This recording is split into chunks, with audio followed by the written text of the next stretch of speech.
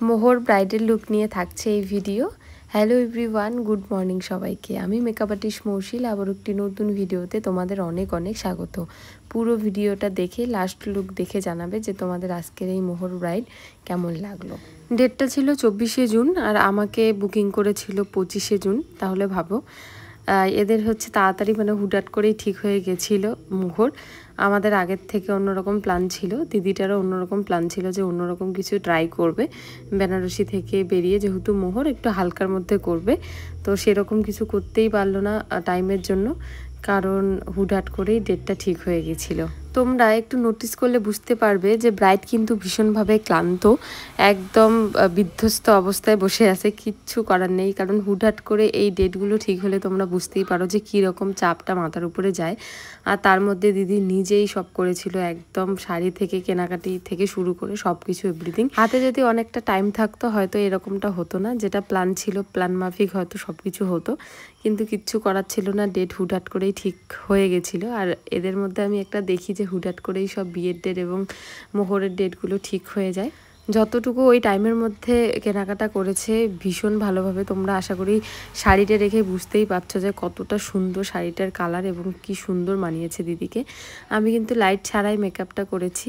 যাই হোক, এখন মেকআপের সম্বন্ধে বলি। দিদির একদম হেভি বেশ পছন্দ না, বলছিল আমাকে বেশি ব্লাশার এবং হাইলাইটার দেওয়া যাবে না, তো হালকা করেই সব কিছু দেওয়ার চেষ্টা করেছি এবং আই মেকআপটা সফটের মধ্যে রাখতে চেয়েছিল, সেই হিসেবেই কিন্তু আই মেকআপটা রাখা হয়েছে। এবং দিদির হেয়ার অনেক লং, তো প্রথমে যে হিসাবে প্ল্যান ছিল সেই হিসেবে ছিল যে চুলটা ছাড়বে, কিন্তু সেই হিসেবে হলো না, তারপরে বার্ন করতেই হলো। তো যেহেতু এদের মুকুট থাকে না পিছনে, সেহেতু অনেকটা খালি খালি দেখা যায়। তো বলছিল যে পেতেই দিলে ভালো লাগবে, আমিও দেখলাম যে পেতে দিয়েই ভালো লাগছে, সেই হিসেবে কিন্তু আমি পেতেই দিয়েছি হেয়ারটা। হাফ লুক কিন্তু কমপ্লিট।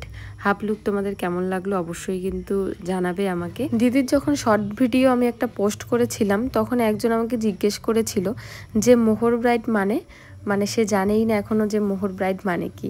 দাঁড়াও আমি বলছি, এটা হচ্ছে মুসলিমদের মধ্যে এটাই হচ্ছে এদের আসল বিয়ে, মানে এটাই আসল বিয়ে। আমাদের যেমন বিয়ে মানে রেজিস্ট্রি, ওদেরও তো রেজিস্ট্রি হয়, এটা হচ্ছে আসল বিয়ে। হাফ লুক কমপ্লিট হওয়ার পরে এবার আমি গয়নাগাটি পরাবো এবং চুলটাও কিন্তু করে নিয়েছিলাম, একদম পেতে দিয়েছিলাম, ভালোই লাগছিল দেখতে। এবং গয়নাগাটি কিন্তু ভীষণ মানাচ্ছিল দেখতে। এত তাড়াহুড়োর মধ্যে যে এত সব কিনতে পেরেছে এটাই কিন্তু অনেক বিশাল। তো তারপরে ওড়নাটা সেট করে দিলাম, যেহেতু ওড়নাটা দিতেই হবে। আমি ভাবছিলাম মানে বলছিলামও যে কালারের শাড়ি পরবে ওই কালারে একটু ওড়না ট্রাই করো, কিন্তু আমাদের মাথাতে সেই রকম কালার কিন্তু পাওয়া যায় না, তার জন্যই রেডে নিয়েছিল এবং সামনের থেকে মিষ্টিও লাগছিল দেখতে, কিন্তু ওই কালারের ওড়নাটা হলে আরও ভালো লাগতো দেখতে। যাই হোক, গল্প করতে করতে তোমাদের সাথে আমি ক্লাস ডিটেলস শেয়ার করি। আমার 12 নম্বর ব্রাইডাল মাস্টার ক্লাস কিন্তু জুলাইতে স্টার্ট হবে। তোমরা যারা যারা চাইছো আমার কাছে ক্লাস করতে অবশ্যই কিন্তু আমার সাথে কন্ট্যাক্ট করে নিও। কন্ট্যাক্ট নাম্বার স্ক্রিনে আমি দিয়েই দিব। ব্রাইড কিন্তু এতটাই ব্যস্ত ছিল যে নেল পলিশও পরে নেই, আমাকে বলে বোনু একটু পরাই দে, তো আমি একটু পরাই দিচ্ছিলাম নেল পলিশ ওকে। ভালোই লাগছিল বেশ নেল পলিশ পরাতে। আমি প্রথমেই কোনো ব্রাইডকে আমি নেল পলিশ পরাই দিলাম। তো তারপর বললো যে ছোট্ট করে একটা গোল টাইপ করে দে। আমি বললাম বিয়েতে তো সাজবেই, তো বিয়ের জন্য কলকাতা থাক, না হলে ওভারঅল দুইটা লুকেই ঘেটে যাবে। লুক কিন্তু কমপ্লিট। তোমাদের কেমন লাগলো অল ওভার লুক অবশ্যই কিন্তু জানাবে। এবং আমার আপকামিং যারা ব্রাইড আছে আমি বলবো তাদেরকে যে তোমাদের আপার লিপ এবং মুখের মধ্যে যা সমস্ত লোম আছে অবশ্যই এগুলো রিমুভ করো, তাহলে দেখবে যে মেকআপটা আরও ফ্ললেস হবে। তো দেখা হচ্ছে অন্য কোনো ভিডিওতে। টাটা সবাইকে, রাধে রাধে।